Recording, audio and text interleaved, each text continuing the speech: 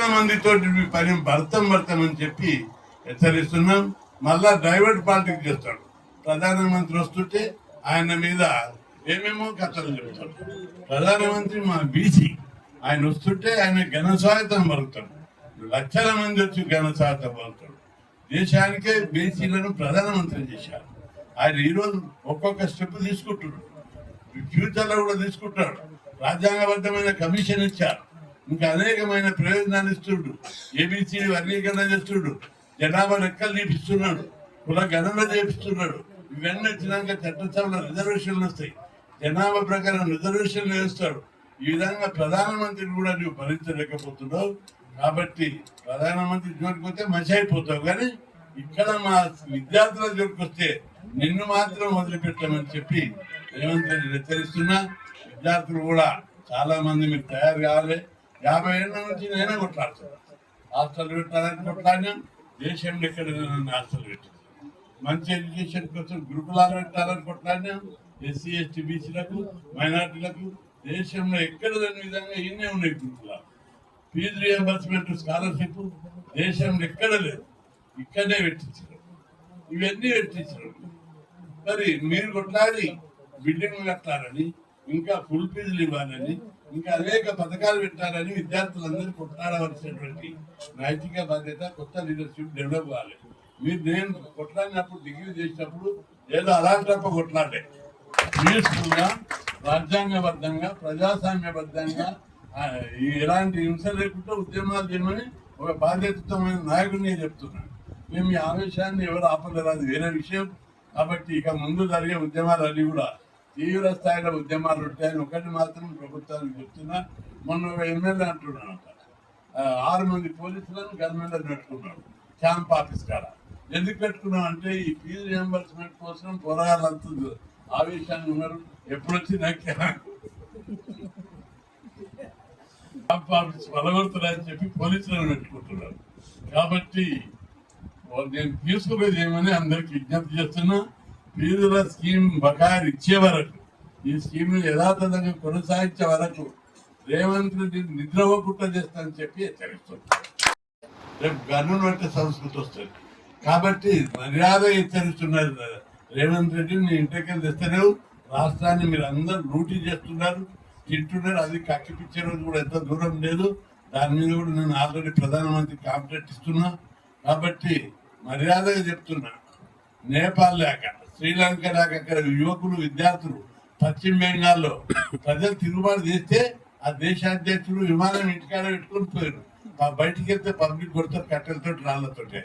ఇక్కడ కూడా మేము రాళ్లతోటి కట్టెలతో కొట్టే రోజు వస్తుంది.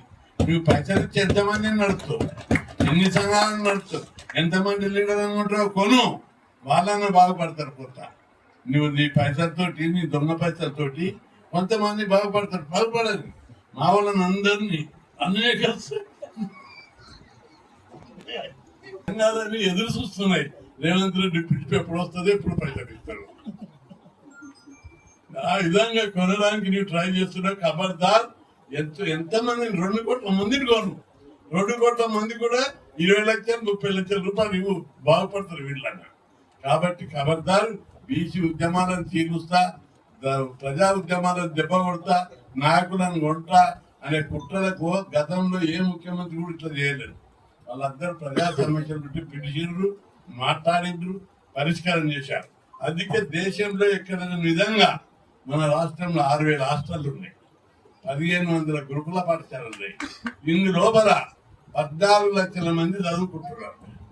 ఫీజుల రియంబర్స్మెంట్ పథకం పెడితే 2 తెలుగు రాష్ట్రాల్లో కలిసి 35 లక్షల మంది ఒక ఫీజులు లేకుండా చదువుకుంటున్నారు, ఫ్రీగా చదువుకుంటున్నారు. దీనికి మళ్ళా 35,000 నిబంధన 10,000 దానికి పెట్టి కొంత దెబ్బతీశావు. అవి తీసేస్తామని ఎన్నికల మేనిఫెస్టోలో పెట్టావు. అయినప్పటికీ కూడా ఆ ఎన్నికల వాగ్దానం నెరవేర్చలేదు. నీ ముఖ్యమంత్రి పీఠం పైసలతో గట్టిగా బిగించుకుంటారు. పైసలు ఉంటే ఏమైనా చేయొచ్చు, ఎమ్మెల్యే ఉండొచ్చు, ఎంపీ ఉండొచ్చు, పీఠం పద్ధతి అనుకుంటున్నావు. ఇవన్నీ కాదు. కాబట్టి కొన్ని రోజులు అయితే ఫీజుల గురించి కాదు మేము కొట్లాడేది, అవినీతి వ్యతిరేక పోరాటాలు చేస్తాం. ఒక్కొక్కరిని ఎవడెవడు ఏ మంత్రి, ఏ ఎమ్మెల్యే, ఏ నాయకుడు పైసలు తిట్టాడో కక్కిపిస్తాం. పైసలన్నీ ప్రజలకు పంచిపిస్తాం. అటువంటి పరిస్థితి తెచ్చుకోకు. మా ఫీజుల పైసలు ఎవరు తింటున్నారు? మా ఫీజుల పైసలు మీ ఎమ్మెల్యేలు తింటున్నారు, మంత్రులు తింటున్నారు, నాయకులు తింటున్నారు, కొందరు మాత్రమే. అదే కాంగ్రెస్ పార్టీ చాలా మంది అప్పులు చేసుకుని బతుకుతున్నారు. కిరాయి కూడా బస్సులు లేవాళ్ళు, బస్సులో తిరుగుతున్నారు. కొందరు తెల్లబట్టలు తెచ్చుకొని ఒక ఆయన కనిపించాడు బస్సు రాష్ట్రాన్ని బస్సు పట్టిస్తున్నారు. అవన్నీ తీయం మేము. మా ఫీజుల బకాయిలు ఇచ్చేసి ఈ స్కీమ్ని యథాతథంగా కొనసాగిస్తే మేము ఏం చేయాలి? ఇప్పుడు ఏం చేస్తున్నాడు? బకాయిలు పెట్టారు 30 నెలల నుంచి. మొన్న ఏం చేసిండు? కోట్ల పిల్లల దగ్గర వసూలు చేయాలని తీర్పిచ్చాడు. అడ్వకేట్ జనరల్ ఏం చేస్తున్నాడు? కారణంగా వస్తున్నాడా? ఆర్గ్యుమెంట్ దేనికి రాదా? ఆయన ఒకరెడ్డి ఈయన ఒకరెడ్డి కలిసి ఆయన పుస్తకం ఈయన పుస్తకం పేద కులాలు చదువుకోవద్దనే కుట్రతోటి దాని జడ్జిమెంట్ తెచ్చాడు. దాన్ని కాదని మళ్ళా ఆ జడ్జిమెంట్ ఉండగానే ఇంకో జీవో నెంబర్ 7 తెచ్చాడు. అందులో ఏం పెట్టిండు? పిల్లలు ఫీజు అది కాలేజీలకు పిల్లల ఖాతాలో పైసలు వేస్తాం, కాలేజీలకు ఆ ఖాతాలో వచ్చినాక ఇవ్వాలి. అంటే అర్థం ఏమిటిది? పిల్లల ఖాతాలో పైసలు ఇస్తే కాలేజీలోకి అడ్మిషన్ ఇస్తారు. మేము పైసలు కడితేనే అడ్మిషన్ ఇస్తామంట, లేదా గవర్నమెంట్ ఇవ్వాలంటే. దీని అంటే కుట్ర. ఈ స్కీమ్ను ఏదో విధంగా ఎత్తేయాలి. అట్లా వేసి ఎన్నో రకాలుగా తిప్పి దెబ్బ కొట్టేటటువంటి కుట్రలకు పాల్పడుతున్నారు. ఖబర్దార్, మీ కుట్రలు ఊళ్ళల్లో గ్రామ రాజకీయాలు, పట్టణ రాజకీయాలు చేస్తున్నాం. అవి నడవై. ఫీజుల స్కీమ్లు యథాతథంగా మిమ్మల్ని విమర్శించొద్దని చాలా రోజులు ఒప్పుకోవచ్చు. కానీ మీరు తప్పని పరిస్థితుల్లో మీ చేష్టను విమర్శించే తప్ప పరిస్థితి ఏర్పడలేదు. ఎదురు తిరగద్దు, కొత్తగా వచ్చిండు యువ నాయకుడు రాష్ట్రాన్ని బాగు చేస్తాడేమో అని చెప్తే ఎక్కడ బాగు చేస్తాడు? సర్వనాశనం చేస్తున్నారు. అప్పుల పాలు చేశారు. ధనిక రాష్ట్రాన్ని అప్పుల పాలు చేస్తున్నారు. నెలకు 10,000 కోట్ల అప్పు తెచ్చిందాకా ఈ రాష్ట్రం నడుస్తలేదు. అంత దీన స్థితికి దివాలా రాష్ట్రంగా తయారు చేశారు. కాబట్టి ఫీజుల రియంబర్స్మెంట్ స్కీమ్ మీకున్నది ఒకటే స్కీమ్, ఫీజుల రియంబర్స్మెంట్ స్కీమ్. ఈ స్కీమ్ కూడా నీరు గారిస్తే అధ్వానం అయిపోయే పరిస్థితి ఉంది.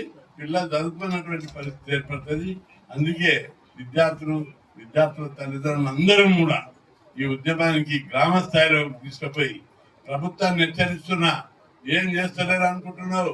కొన్ని రోజులు అయితే చూడు, ఇప్పటిదాకా కలెక్టర్ ఆఫీసులు, ఎంఆర్ఓ ఆఫీసులు, ఆర్డీఓ ఆఫీసులు ముట్టడి చేసినారు. ఇక ముట్టడించేది ఎమ్మెల్యే ఆఫీసులు, మంత్రుల ఆఫీసులు, ముఖ్యమంత్రి ఆఫీసు.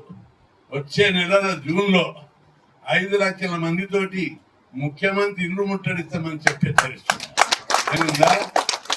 నువ్వు మాత్రం బ్లాక్ మెయిల్ చేస్తావు అందరినీ. హైదరాబాద్కి భూములని గుర్చి కూడా సరిపోతున్నది. ఎన్ని భూకుంభకోణాలు! గవర్నమెంట్ భూములు సరిపోతలేవు, అజైన్ భూములు సరిపోతలేవు, నిజాం భూములు సరిపోతలేవు, పాకిస్తాన్కి సంబంధించి వలసమైన వాళ్ళ భూములు దక్కలేవు, ఎండామెంట్ భూములు దక్కలేవు. ఏ భూమి ఉంటే ఇక్కడ లీజ్ భూములు కూడా దక్కలేవు. ఆర్టీసీ బస్సులు, అదేవిధంగా రైల్వే భూములు, అదేవిధంగా కంటోన్మెంట్ భూములు, ఎన్ని భూములు ఉంటే అవన్నీ దిగమింగుతున్నారు మీ వాళ్ళంతా. అవి అన్ని కక్కిచ్చే రోజు ఎంతో దూరం లేదని కూడా నేను ప్రభుత్వాన్ని హెచ్చరిస్తున్నాను. మా జోలికి వచ్చి మా జాతి పిల్లలు చదువుకోకుండా చేసే మీ కుట్రలను పటాపంచలు చేస్తాం. నీవు అనేక లాంగ్వేజ్లో అనేక రకాలుగా అపోజిషన్ మాట్లాడతారు, మీరు మాట్లాడుకుంటారు. మేము ఆ భాష ఉపయోగిస్తాం. మేము పొలైట్గా పార్లమెంటరీ లాంగ్వేజ్ ఉపయోగిస్తాం. కాబట్టి మా జోలికి వస్తే మిమ్మల్ని వదిలిపెట్టే ప్రశ్న లేదని కూడా తెలుస్తున్నాం. ప్రతిపక్ష పార్టీలు మా ఎవరి మీద విమర్శించు పరిస్థితులలో బ్లాక్ మెయిలింగ్ కాదు, ప్రజలకు విద్యకు హక్కు అవుతుంది, దెబ్బతీస్తున్నారు. కాబట్టి ప్రభుత్వం తెగించి పోరాడడానికి ముందుకు రాదు. విద్యార్థులు ఇప్పటికి 8 మంది చచ్చిపోయారు. మొన్న హిందూ కాలేజ్, శ్రీ హిందూ కాలేజ్ పిల్లగాడు ప్రణీత్ ఫీజులు కట్టలేక, అప్పుల పాలై తండ్రి చూడలేక విషం మింగి చచ్చిపోయాడు. ఇప్పుడు మొన్న మెడికల్ కాలేజ్లో పిల్లగాడు ఫీజులు కట్టలేక గవర్నమెంట్ ఫీజులు ఇవ్వలేదు, డ్యూస్ వేరకపోయినది, సర్టిఫికేట్ ఇవ్వకపోతే ఆయన విషయం మిగి. ఇట్లా పరిస్థితి అంతా కూడా దునియా లోపల దుర్మార్గంగా ప్రవర్తిస్తున్నారు. మనము 18 ఏళ్ల కింద రాజశేఖర్ ఉన్నప్పుడు నేను 5 రోజులు నిరాహారం చేస్తే ఫీజుల రియంబర్స్మెంట్ పథకం పెట్టారు. పథకం పెట్టినప్పుడు ఒక్క 10 రూపాయలు కూడా తల్లిదండ్రులు చెల్లించొద్దు. ఇంజనీరింగ్ కానీ, మెడిసిన్ కానీ, పీజీ కానీ, డిగ్రీ కానీ ఫ్రీ ఎడ్యుకేషన్ స్కీమ్ పెట్టించారు. కానీ ఆ తర్వాత రోషయ్య వచ్చి దాన్ని కత్తెర పెట్టాలని చూశాడు, బకాయిలు పెట్టాడు, దీన్ని ఎత్తారన్నాడు. తన్నుడు తన్నితే రోజే ఢిల్లీలో పడ్డ ఈడ మనం అంతే. వాళ్ళు మతి భ్రమించిందని ఎరగొట్టి దించేసి, ఆ తర్వాత కిరణ్ కుమార్ రెడ్డి ముఖమే స్మార్ట్ ఉంది, చూస్తే అట్లున్నాడు. కానీ ఆయన కూడా అనేక కుట్రలు చేశాడు. బీసీ ఎస్సీ ఎస్టీలు చదువుకుంటుంటే ఓరలేకపోయాడు. అగ్ర కులాల్లో పేదలు, ఎస్సీ ఎస్టీలు, మైనార్టీలు, బీసీలు, ఎక్కువ బీసీలు ఉంటారు. చదువుకుంటే ఓరలేక వీళ్ళంతా ఇంజనీరింగ్ చదువుతారా, పెద్ద పెద్ద చదువులు ఫ్రీగా చదువుతారా, ఈ గొర్రెకాడికి కొట్టాడు, మేకలకాడికి కొట్టాడు కూడా ఫీజులు లేకుండా చదువుతారా అని చెప్పి ఈ స్కీమ్ తెచ్చేయాలని కిరణ్ కుమార్ చేస్తే 3 సార్లు వాద పెట్టారు. 10,000 మందిని రాళ్ళు కట్టెలు పట్టుకొని ఇంటి మీదకి పోయాడు. ఆయన వాడు ఏం పిస్తా ఇంట్లో వచ్చిండ్రు అన్నాడు, ఈ స్కీమ్ తీసేస్తావంట, నీకు ఈ స్కీమ్ తీసేసిన తెల్లారి నువ్వు పంచ కడతావు, ప్యాంట్ చేస్తావు, అప్పుడప్పుడు పంచి కూడా తీస్తాము, ప్యాంట్ కూడా తీస్తామని చెప్పిన. భయపడిపోయి ఏం చట్టం మాట్లాడుతూ నేను అన్నా, నా జాతికి చదువుకోవడానికి స్కీమ్ పెట్టాము, మేము మంత్రి పదవులు అడిగినామా, కోట్ల రూపాయలు దేశాన్ని ముంచే పైసలు అడిగినామా? అరే మేము చదువుకుంటాం, విద్యా వైద్యం అనేది రాజ్యాంగబద్ధమైన హక్కు ఇవ్వాలని చెప్పి అడిగితే అప్పుడు మెడిసిన్ ఇంజనీరింగ్ అందరికీ పూర్తి ఫీజులు ఇస్తారని చెప్పి కంటిన్యూ చేశాడు. ఆ తర్వాత కేసీఆర్ వచ్చాడు, ఆయన కూడా ఆఫీసర్లు చెప్పిండు, ఆయన హుషారు పెట్టాడు. అమ్మో దీని జోలికి పోతే ప్రజలు తిరగబడతారు, నేను దీని జోలికి పోదని ఆయన 10 నుండి 18 స్కీమ్లు కొనసాగించాడు. ప్రతి సంవత్సరం 2,000, 3,000 బకాయిలు పెడితే లాస్ట్కి పెట్టుకోవచ్చు, కానీ బిగినింగ్లో అయితే మొత్తం ఇచ్చాడు. అంతమంది బకాయిలు ఇచ్చాడు. ఆ తర్వాత ఏ సంవత్సరం ఆ సంవత్సరం నుంచి కేసీఆర్ ఈ స్కీమ్లు చక్కగా నడిపాడు. ఆ తర్వాత పోతూ 2,000 మీద 3,000 బకాయిలు పెట్టిపోయాడు. దాంతో మన రేవంత్ రెడ్డి ఆయన మనసులు ఎప్పటి నుంచో ఉన్నది, కుతకుతలాడుతుంది. ఊళ్ళల్లో మనం అంతా పట్టేంటారు రెడ్లం. ఈయన ఈ స్కీమ్ పెట్టి నుంచి ఈ పేద కులాలు, చిన్న కులాలు, బీసీ కులాలు, ఎస్సీలు, ఎస్టీలు, కృష్ణాకి ఏం పని లేదు, ఇది పెట్టించిండు, అందరు చదువుకుంటున్నారు అని చెప్పి లోపల విషయం నింపుకొని అధికారం వచ్చినప్పటి నుంచి ఫీజులు ఇవ్వకుండా, ఒకటి అధికారం వచ్చిన 3 రోజులకు ఒక మంత్రి కాంట్రాక్టర్ ఉంటే ఆయనకి 7,000 బిల్లు పెండింగ్ కేసీఆర్ పీరియడ్ ఉండదు. ఆ 7,000 కాంట్రాక్ట్ బిల్లును సంతకం పెట్టి చెక్కిచ్చాడు. 7,000 కోట్ల చెక్కిచ్చాడు. 7,000 కోట్లు 7,000 కోట్ల చెక్కిచ్చాడు.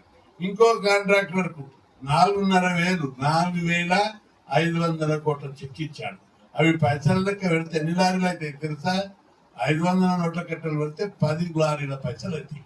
అన్ని పైసలు వాళ్ళకి ఇవన్నీ ఇచ్చిన సిగ్గు లేకుండా మరి మా 14 లక్షల మంది విద్యార్థులు, చదువుకునే పిల్లలు, దేశ భవిష్యత్తు, వాళ్ళు చదువుకోకపోతే రౌడీ రైతులు, గుండా రైతుల్ని గవర్నమెంట్ పెట్టి మేము కాల్ చేస్తాం. చదువుకునే పట్టుకే మేము మంచిగా ఉండాలి సొసైటీ అని మేము ఇది చేసినాం.